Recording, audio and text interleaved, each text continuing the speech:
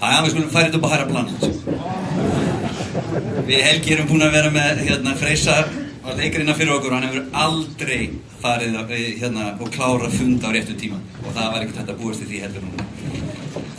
Við vitum líka að Guðni lögfræðingur þannig að hann fær borgað fyrir, vanur að fá borgað fyrir orðið þannig að hann líka fer alltaf fram með tíma. Ég ætla að reyna að vera stuttur af því að þeir báðir hafa farið yfir mjög mikið af því sem ég ætlaði að segja og það fyrsta sem og það sem ég vil byrja á að það er gaman að sjá, sérstaklega að það eru margir forráðamenn félaga hérna inni og við þyrftum að gera miklu meira af þessu.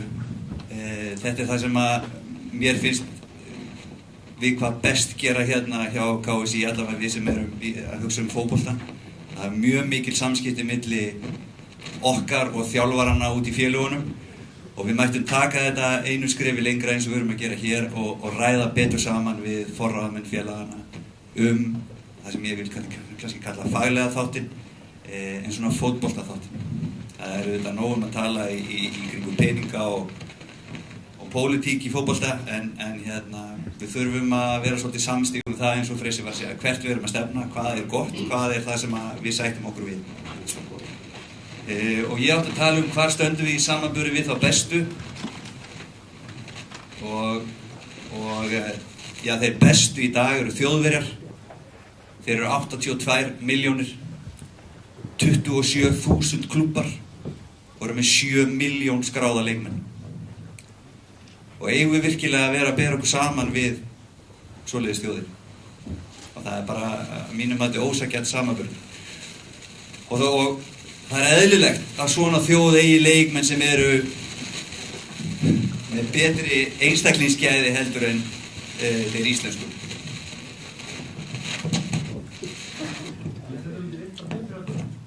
Það er ekki sama rugl.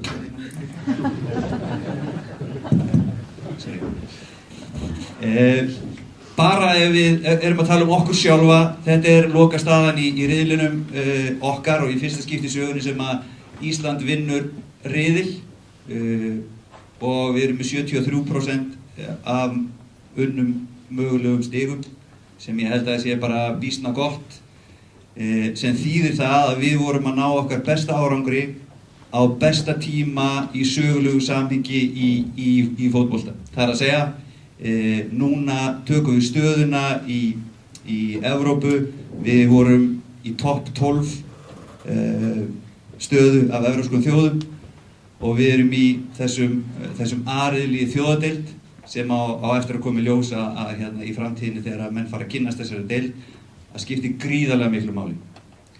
Þegar núna dregið í Evrópukeppnina 2020 að þá verðum við aldrei neðar en í öðrum styrkleikaflokki.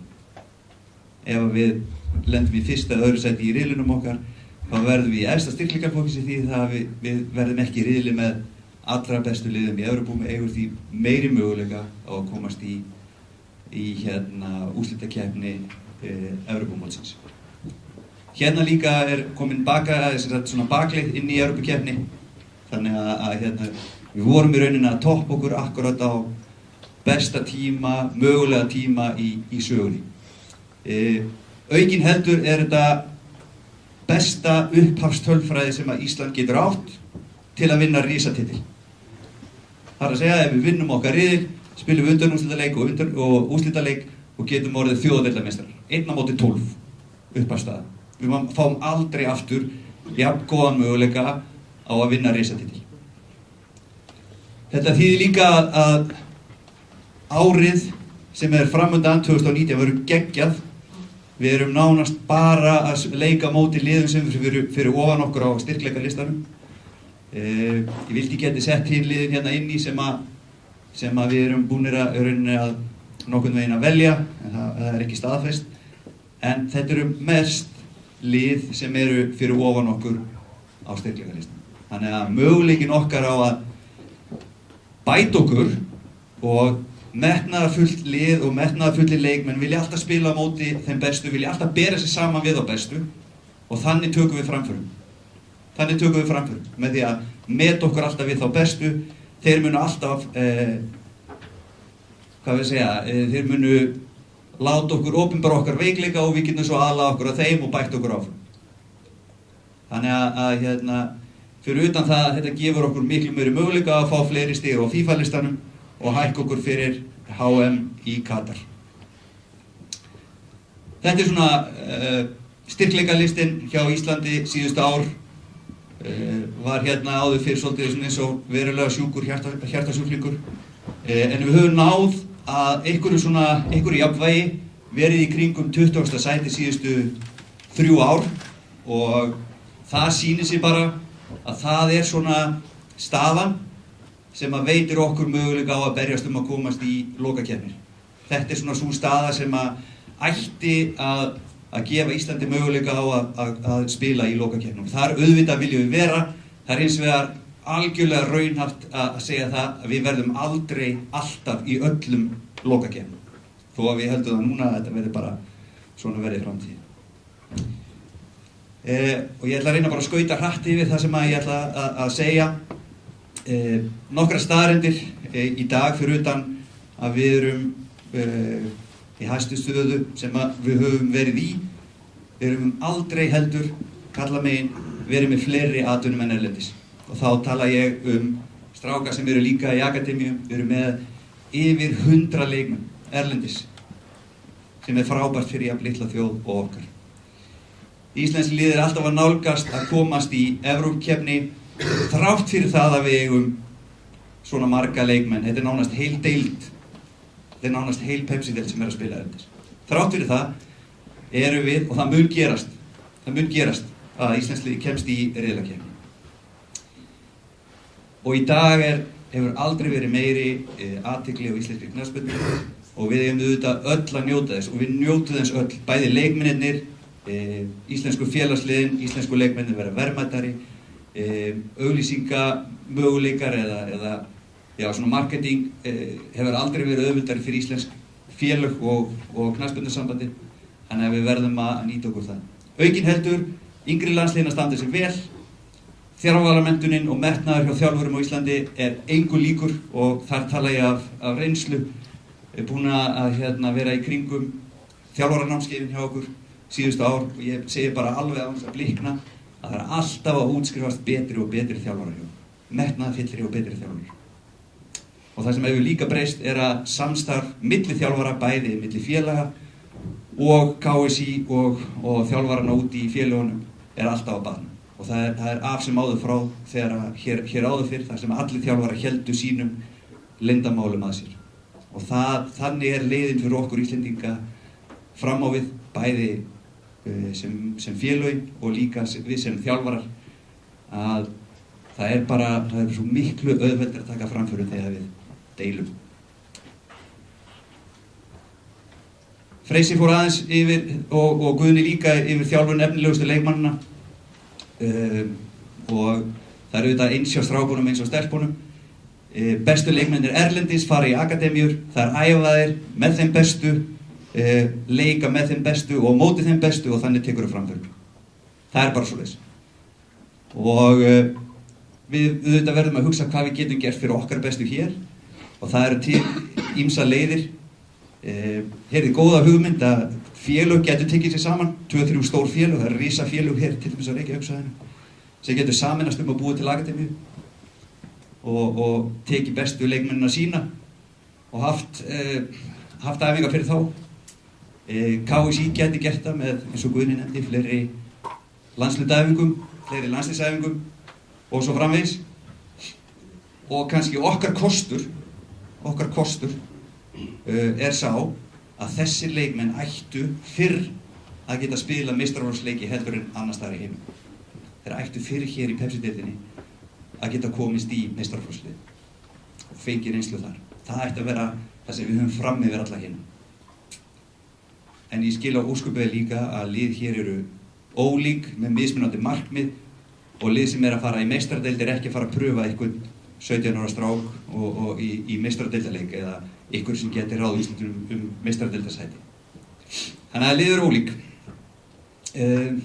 Og svo það sem að kannski snýr á okkur svolítið aðstöðuleysi fyrir yngri landslið, fyrir þjálfaramenntun. Við þurfum iðulega að fara upp í kór, upp í Egilshöll og þar af leiðandi taka tíma af Reykjavíkurfélögunum og það mesta aðstöðuleysi hér í Reykjavík.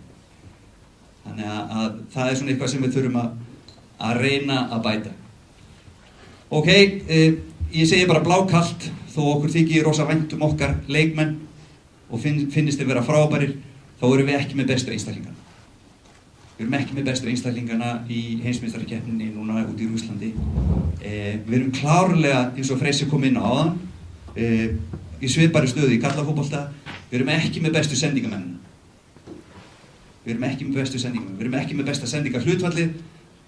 Ef við tökum bara Evrópukeppnina í Frakklandi, þá erum við með 73% sendingahlutfall. Það er 73% okkar sendingum heppnuðust. Að mannamáli, við gátum sendt eina sendingu, 2, 3, 4 og svo sendum við andstæðing. Lélegt lið, það er ekkert smá lélegt lið. Gátum sendt 4 sendingar og svo töpuðu boltann. Það er staðreyndin. Ekki það við auðvitað spilum aðeins öðruvísi fótbolta, út frá staðreyndum og leikstíl sem að hentaði okkur. En ef við erum ekki með innskoðaða einstaklinga, ef við erum ekki með innskoðaða sendingamenn og aðrir, þá verðum við bara að reyna að vera betri á öðru sviðum. Þetta er eitthvað sem er að breytast. Klárlega landsliðsmenn framtíðarinnar eru bæði tæknilega betri og eru betri sendingamenn. Þeir sem eru að koma inn, ef við tekum sem dæmi markmennina 3 ungu sem eru hjá okkur, allir geggjaðir í fótbolta, geggjaðir í löppunum og það er hægt að spila miklu meira í gegnum þá heldur en kannski þessa eldri sem eru þá bæði með reynslu og eru kannski betri markmenn í dag. Það er að segja að verja. Þannig að eðli íslenska landsliðsins getur alveg breyst á næstu árum. En það sem við erum betri en flestir aðrir, myndi ég segja, svona okkar styrkleiki, við erum algjörlega sammála það hvert við erum að stefna, við stefnum hátt og það hefur tekist. Það er margt í kringum sýnin okkar sem að hefur heppnast. Vinnuumhverfið hjá okkur alltaf að batna, KSÍ hefur tekið miklum framförum. Við erum með sterkt identity, það er að segja fyrir hvað við stöndum sem íslensku leikmaður, sem íslenskt landslið. Við erum með skýrt gameplan og við höfum, ég ræði kannski aðeins það á eftir, einfalt en reynum að við hafa það professional og það er gríðarlegur metnaður í gangi. Og metnaðarfullt umhverfi skapar metnaðarfulla leikmenn.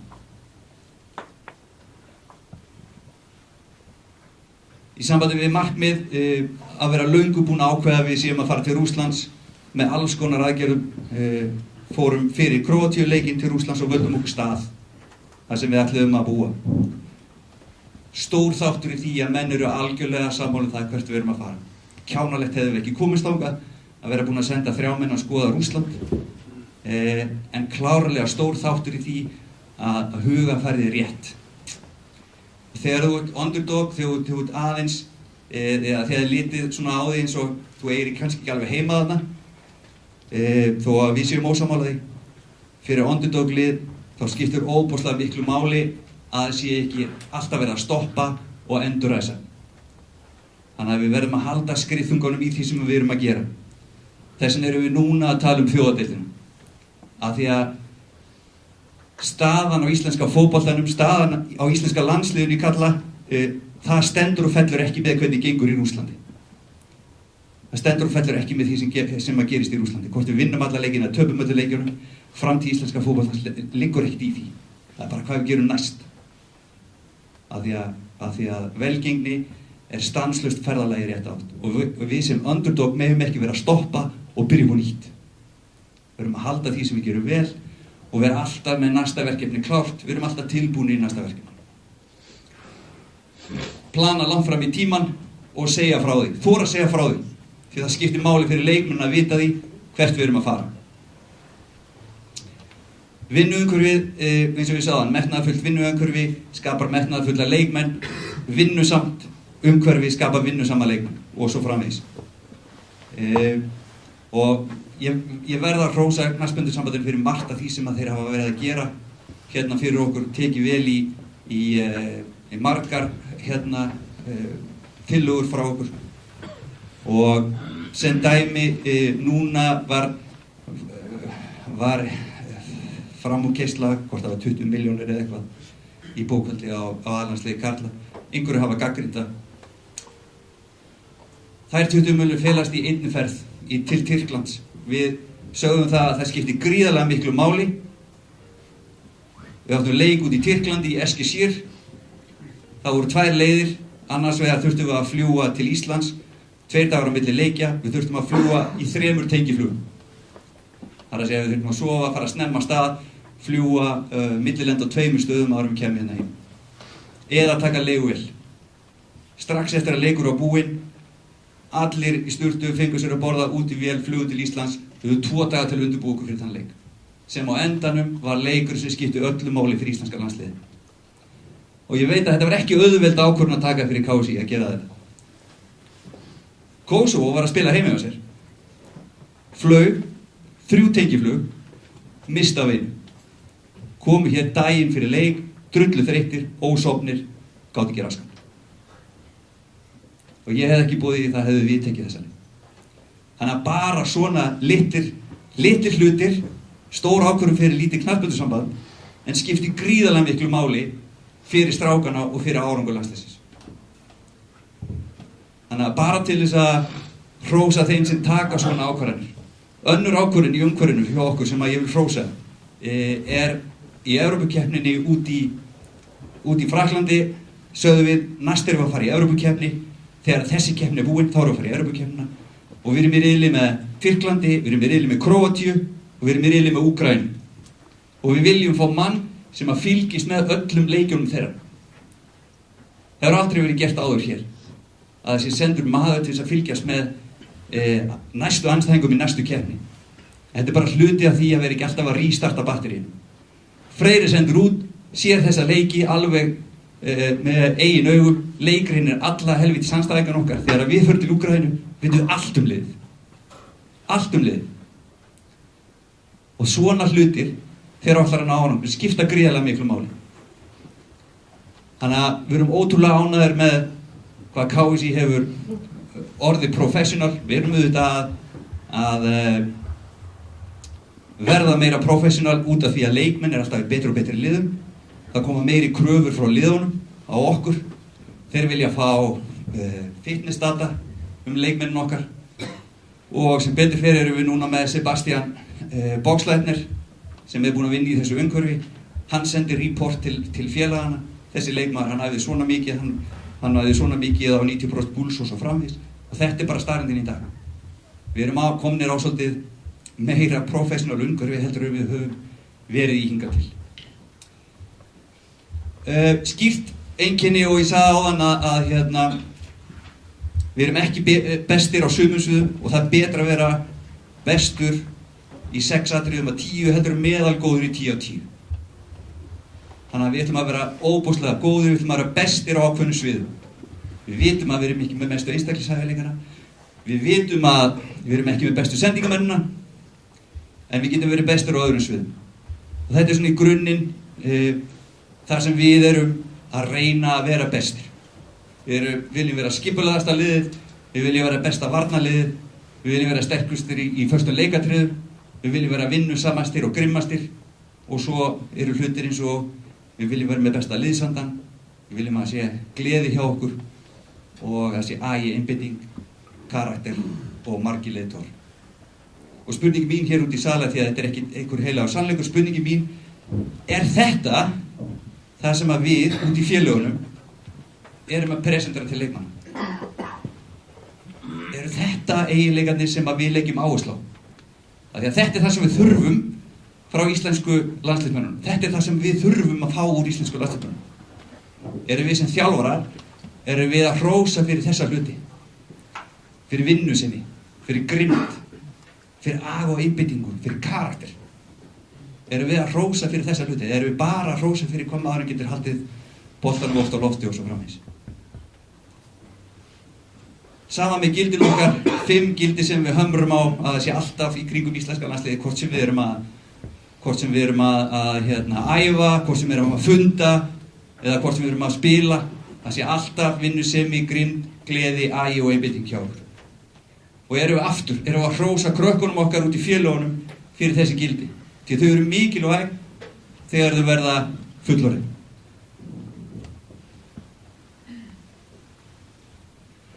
Gameplanið okkar, bara ég ætla að hafa þetta stutt, við höfum ekki verið að breyta mikið leikaðferð, þó við höfum aðeins hróflað í því núna upp á síðkastið, og leikmanna starting 11 hefur ekki breyst mikið hjá okkur.